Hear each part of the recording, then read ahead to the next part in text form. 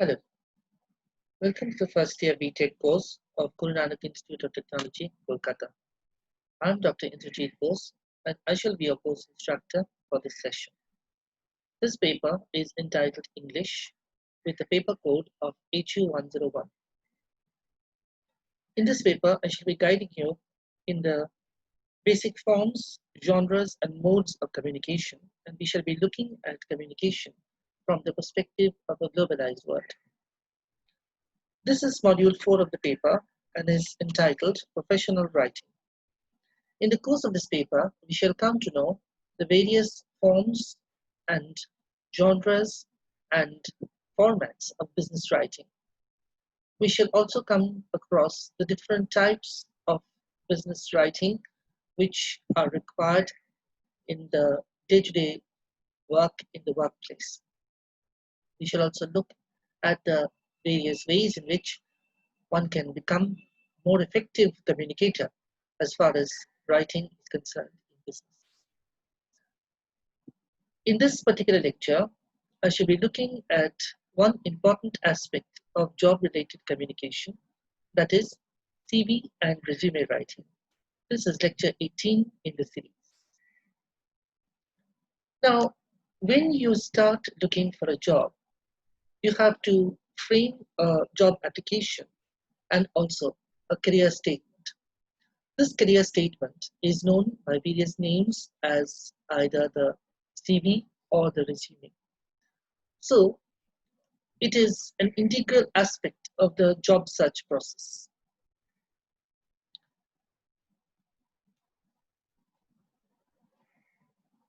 Now, when you start looking for a job, what exactly are you looking for? What are your expectations? You have some idea that it is a job which will satisfy or fulfill your ambitions as well as your expectations, and it will be appropriate and commensurate with your qualifications and experience, isn't it? Yes. So it's your dream job. It's going to be a wonderful opportunity to showcase your ideas and talents. That's right. Yes.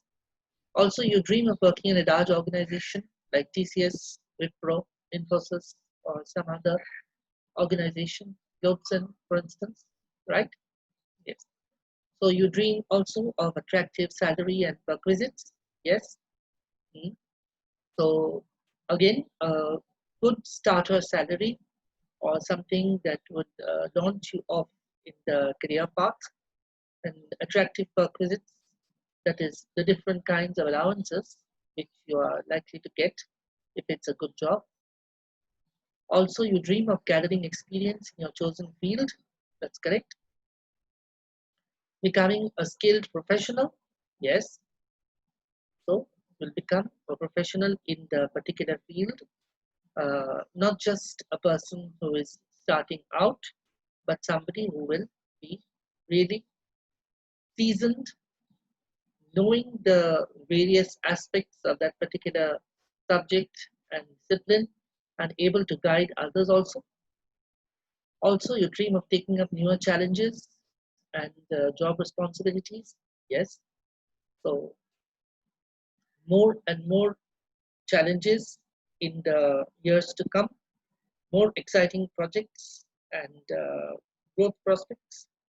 Also, you also dream of becoming a part of a new work culture and gathering aspects of that work culture, becoming a part and parcel of it, right? So these are your ideas and expectations. Am I correct? Okay. So if these are some of your ideas, what are the expectations of the employers or the organization on the other side? So there needs to be a balance or a matching between your expectations and the company's expectations on both the sides in order for the application to click. So what are exactly they or the recruiters looking for? So they are looking for a competent professional, somebody who would be reasonably skilled in the subject, who will have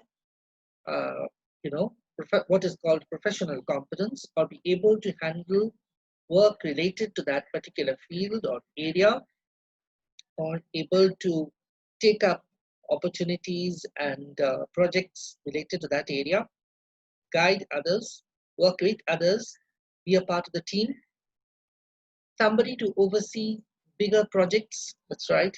Nowadays, more and more of projects are being brought into the ambit of the work life, the work culture.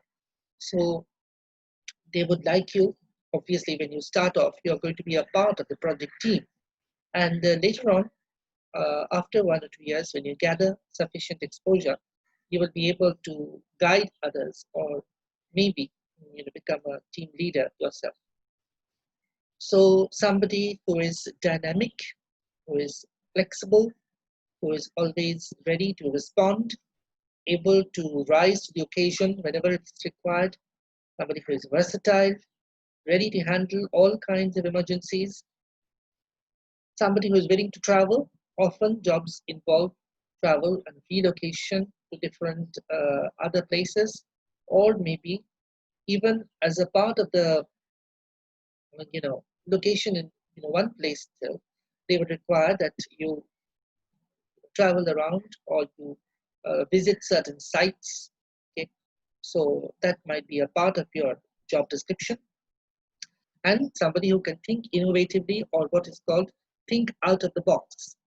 That is, off the beaten track, bring out new ideas, creatively engage with the existing input that you have.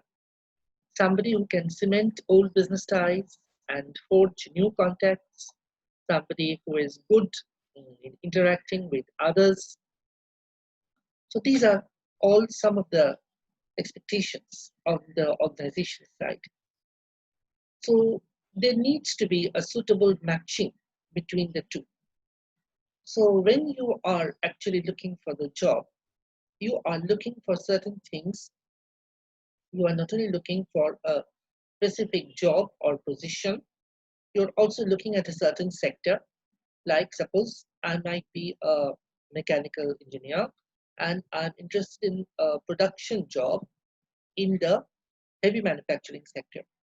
Or else I might be an electrical engineer and I'm interested in a maintenance job in the aeronautics mm, aeronautics sector. So there might be different sectors I might be interested in, or in the same subject I might be interested in different sectors. Or maybe I'm looking at a maintenance job in the hospitality industry, or the hospitality sector. So there you have it, so many differences. The location, again, this is something very important. Is it a local job? Is it a position which is there available at your hometown? Or will it require that you travel somewhere else? Or is it in a totally different state? So where is it? Okay. So these are all aspects which are part of the job search and which determine what you are looking for. Now, obviously, when you are searching for the job, the sources which you are going to tap or explore are the newspapers. That's right.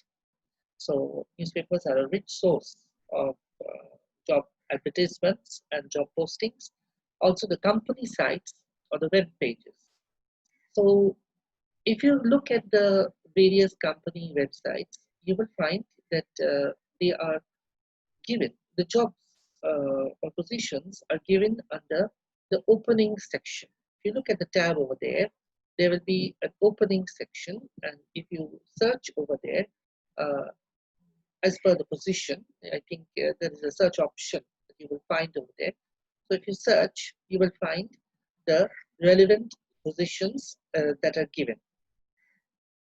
Also, there are social media posts nowadays on Facebook, on email. So there are lots of sources for the advertising of the job. Now, when you apply for the job, there can be both solicited as well as unsolicited applications. So what is the difference between them? Solicited applications are those applications which have been asked for, and unsolicited applications are the positions for which there is no specific job advertisement or posting, but we are putting in an application nonetheless. So they can be both actually, and you can put in an application with CV or resume for any one of these. So it can be solicited or it can be unsolicited. Now, obviously, the best mode of applying would be to write a letter with a CV or write an email with a CV or resume as an attachment. And or else one can apply online for the job, or one can send a short video CV, or even one can go in for a walk-in interview where this whole screening process of sorting out through the CV or resume is bypassed. So actually, one might say that the application process, which has as its first stage the looking out for the job advertisement or spotting the job, and then applying for the process by sending in the CV or resume together with the job application. This is the first stage in the job screening process, and it involves very much a process by which the recruiters would be getting to know you or you as the candidate better. So I have said something at the very beginning regarding your expectations and the expectations of the company. So when you tailor your CV or resume for this job search process, I think it is best to keep in mind your expectations and suit them to the particular job and try and fit them, because that is the best way in which you can make your resume or CV fit the requirements for the job. And where will you find the job requirements? Obviously, where else but in the job posting or advertisement. That is where you will find the whole thing described and all the different aspects of the job already hinted at. Let us explore further and find out.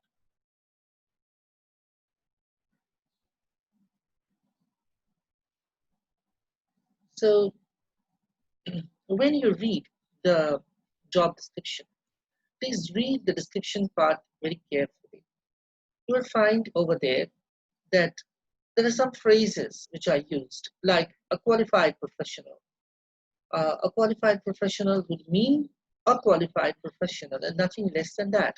That is somebody who is, let us say, a BTech or somebody who has got an MTech degree. That person is a qualified professional, not somebody who is not having a degree like that or somebody who doesn't have requisite experience or exposure. A postgraduate from a recognized university means precisely that. It doesn't mean somebody who is not a postgraduate or maybe a graduate from a university would not fit the bill. Several years of hands-on experience, somebody who does not have several years of experience or a fresher cannot possibly apply for a position which has got several years of hands-on experience written as a descriptor. So please read the descriptions very carefully and see whether you fit the requirements or not. Again, there are person specifications for the job posting, which again need to be looked at very carefully, like qualifications, experience, especially experience which is relevant to the job. Let us say there is a job in the aeronautical sector. So that involves work in the aircraft industry. So let us say they are asking for 2 years of experience in the aircraft industry. So if you are working in some other industry, it will not be suitable for that particular job. Skill set, a particular set of skills which are useful in that particular job. Other desirable qualifications and skills. Let us say some jobs might ask for certain software requirements or qualifications, or certain degrees or certificates in other fields, or skills. So you need to have those. In a sales job, for example, the person specifications are very important. So you have to be dynamic, versatile, outgoing, a go-getter, somebody who can meet targets, be sociable, on the move all the time. So those are very, very important if you are going in for a people-centered job, in a sales job. So personal qualities or attributes like dynamic, versatile, go-getter, okay, or goal-oriented, these are very, very important, and they would be suitable for certain jobs, and certain persons not be suitable in all cases. And also the ability to conform to the work culture, because you keep this in mind very much, that if there is any aspect of unsuitability between the uh, applicant who is giving in the application for the job and the work culture that prevails in the organization, then there is going to be a problem over there. Okay, there will be a rather a big problem of maladjustment. So these descriptions need to be read very carefully. Now, obviously, as I have said, the first step in the job application procedure is the writing of the application letter itself. So this is a formal letter referring to the job advertisement with the specific date and indicating the post which has been applied for. It summarizes the candidate's achievements and shows the match with the job requirements. And it requests for an interview call, or it requests for a favorable review of the application. So you prepare the application carefully, keeping in mind the job requirements and your personal attributes of quality. Try to show a matching between them as far as is feasible. And then you send it the application letter with the CV. So this is a crucial moment in your life, or rather, this is a crucial moment in your job search process, the decisive factor of how you are sending in the application. So this will decide your future, rather, in the famous words of the poet Robert Frost. Two roads diverged in a wood, and I took the one less traveled by, and that has made all the difference. So if you take the one that is less the beaten path, off the beaten track, then you might shine more in your field. Who knows? Anyway, the future is all before you to choose. So when you give in the job application, please do so with care and confidence. Now, let us just take a brief look at comparison between CVs and resumes before we go into details regarding CVs and resumes. Now we have seen that the career statement, as far as that is concerned, is given by both CVs and resumes. So obviously there is a lot of common ground that is shared between them. So we have, as far as the content is concerned, the content part is nearly the same. That is, we have the candidate's name, details, the contact details, qualifications, and experience of the candidate. All these things or details are spelled out very clearly, both in the CV and in the resume. Then, as far as the format is concerned, there's the arrangement of the sections or the nature of the details required. In the arrangement of the sections, again, there is a similarity between the CV and the resume. Maybe there are slight differences here and there. The nature of the details required, again, the specifications, there might be slightly different in both of them. Again, other typographical details like margin, spacing, lineation, numbering, these are slightly different in the CV and the resume. So there are formatting differences between them. And as far as the style is concerned, there is a specific vocabulary and terminology, which is the hallmark of a professional, in any case, writing in the CV or resume. So this is common to both the CV and the resume. And there is a kind of parallelism seen in the phrases and constructions used over there. So there are similarities numerous, we can say. There are lots of similarities between the CV and the resume because both are career statements giving us the details of qualifications and experience of a particular candidate. However, there are some formatting differences and stylistic differences between the two. So that, I think, shall be clearer to us and more evident once we go into details about how to write the CV and the resume. Let us proceed. Yes. Now, the CV is more or less a straightforward summary of education and achievements, giving the educational record, and if it is an experienced candidate, giving the work experience also. If it's a fresher candidate, it does not give that, but for experienced candidates, it does. But it is more or less a straightforward summary. On the other hand, a resume is a skills-focused document, or in other words, it is formatted and the entries are arranged in such a way that the skills possessed by the candidate are highlighted. Also, there is a bulleted list of items contained in the various sections. Again, achievements highlighting the different skill areas are given. Let us see further. Okay, now we are going to first explore the drafting of the CV.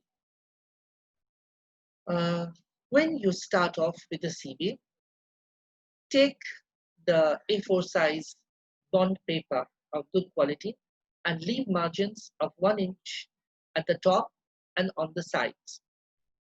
Center the title, Curriculum Vitae. Please be careful about the spelling of Curriculum Vitae. At the center, one inch below the top of the page, in bold, in caps. Either you write Curriculum Vitae in full, or else you write CV. And again, I repeat, if you are writing Curriculum Vitae in full, please write in bold caps. And be careful to give the correct spelling. Then you leave 1 inch space below that, or half an inch, and write the candidate's name and personal details. This is the first section, which is the personal details section. Over there, we have the details like the candidate's name, the nationality, the date of birth. Now, date of birth can be given as 23rd March 1982, or it can be given as March 23, 1982. Both are equally correct. Full address, both permanent and local, or else permanent first, local second. Okay, what is the difference between permanent and local addresses? Let me explain. For candidates, those who are not living at their home address, the place where they are currently staying, which may be a hostel address or a mess or some other accommodation, that is their local address. Now, if you are a candidate like that, then you will give your permanent or home address first, followed by your local address. And if you are staying at home, then obviously it's your permanent address only, which is going to be given.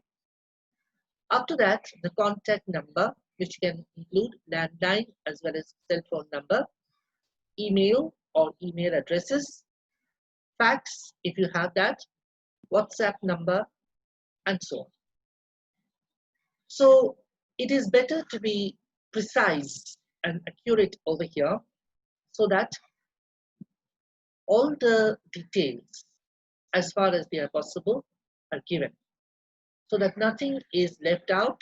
And the basic idea behind giving these details is that the candidate should be easily contactable by the recruiters. So remember, if you do not give proper details about yourself, or if you give cell phone numbers which are not working, or if you give email addresses which you don't check, then you lay yourself open to the chance that your recruiters will not either be able to contact you, or they will contact you and you will not be able to find out. So in both these cases, it is going to be extremely bad for you. So please be extremely careful in giving current and full details in the first section, which is the personal details section of the CV. Now, immediately following that is something very crucial. This is the career aim. Now, what is the career aim? There is a common misconception that the career aim is something for which you need to write 3 or 4 lines. Now, that is entirely incorrect. The career aim is a short, extremely focused statement which concentrates and tells us where this CV is intended or what it is trying to get at. That is, what is the post for which it is meant or intended. So, there is a kind of formula which we can easily follow and which makes the whole job of drafting the career aim an easier one. This is, you write, to serve as a. Begin invariably with the phrase to serve as a. Then indicate the job, then indicate the company and the sector. For example, to serve as a dynamic trainee engineer in automation in the heavy manufacturing industry sector. So, in this phrase, we are beginning to serve as a with this phrase. Then the position, or rather the job, is that of trainee engineer. And the company, obviously, the name may not be indicated, but it's indicated automation. It's in the automation sector, in the heavy manufacturing industry sector. So the job, the company, and the sector, or rather the kind of company that you are intending it for, is given. Or else I can write like this: to serve as a dynamic sales executive in marketing in the retail manufacturing sector, or to serve as a dynamic sales executive in marketing in the FCMG sector. So please remember that it might be the same candidate, but if the candidate goes in for a different kind of a job or a different position, then necessarily you have to change or you have to modify the career aim in the CV. The CV is obviously a document which is kept prepared and which can be brought out at the time of any interview or job application process. That is quite correct. It is something which we keep prepared and we bring it out whenever the occasion requires it.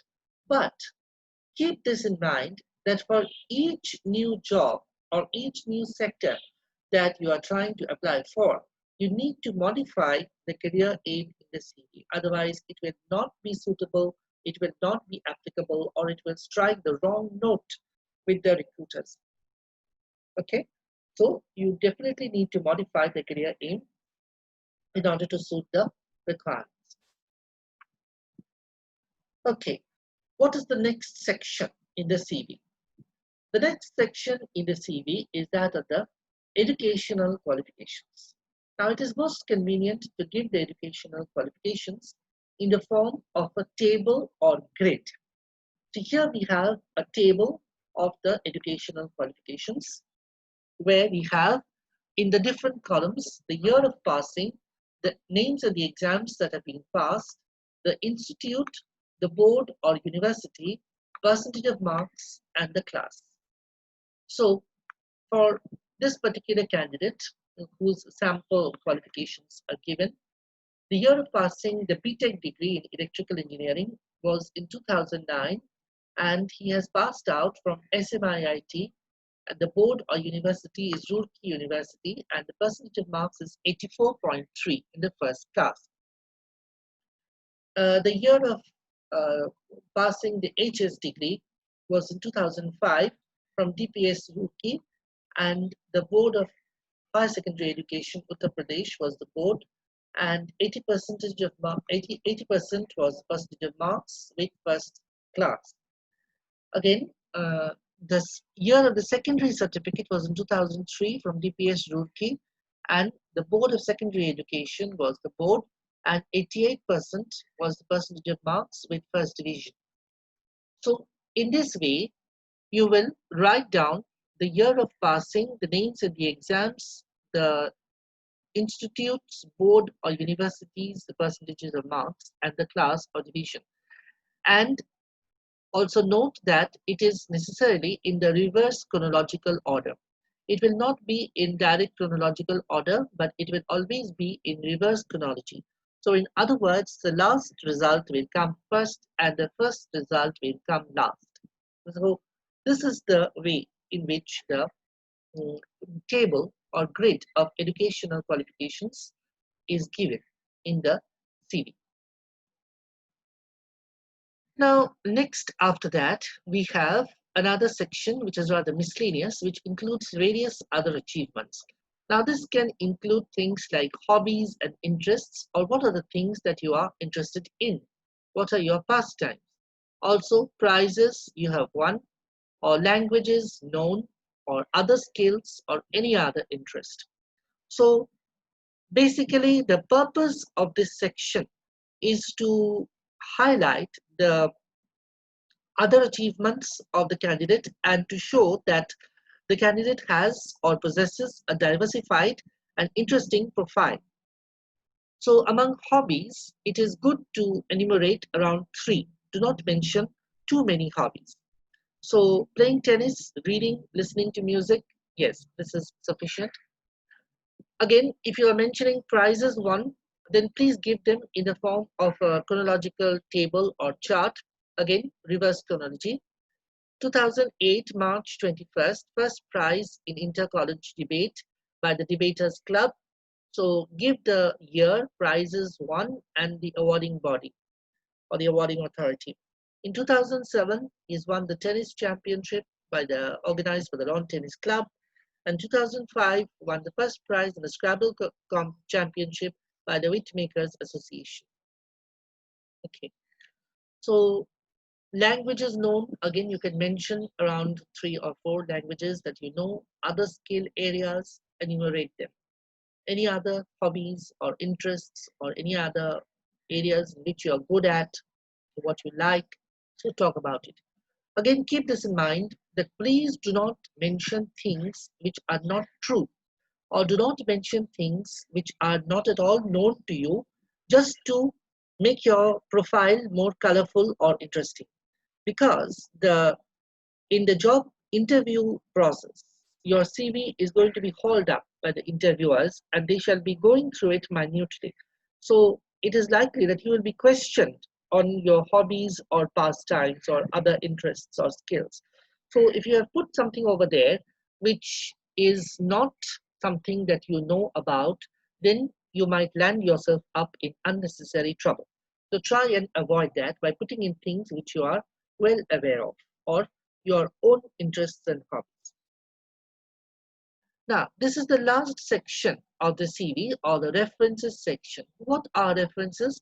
These are the names of referees or people who can give testimonials about you if they are asked or if they are questioned or if a reference is requested from them. So obviously there's a format for giving these names of referees. So we have the name and designation, the contact details, the phone number, email, and the contact address. So for example, there are 3 referees given over here, and it is best to give 3, or 3 is the optimum number of referees. So we have Professor J.R. Pereira, Principal of the Indian Institute of Accountants and ICT, Parel, Mumbai, with his cell phone number and email address. We have W. D. Souza, Principal of Bombay Scottish, 27 New Marine Lines, Mumbai, with the cell phone number and email. We have Dr. S. Bahuguna of the Tata Memorial Hospital, Mumbai, with his cell phone number, email, and contact address. So these are 3 referees, and obviously this ends by the signature at the bottom right-hand side of the candidate and the date given at the bottom left-hand side. So this is the way in which the CV is drafted. Now, what about the drafting of the resume? Now, please keep in mind that there are some of these differences, as I have already spoken about, in formatting style between the CV and the resume. In the resume, there are bulleted single line entries, which is different from that of the CV. There is no heading in the resume, unlike in the CV. We do not give the heading resume.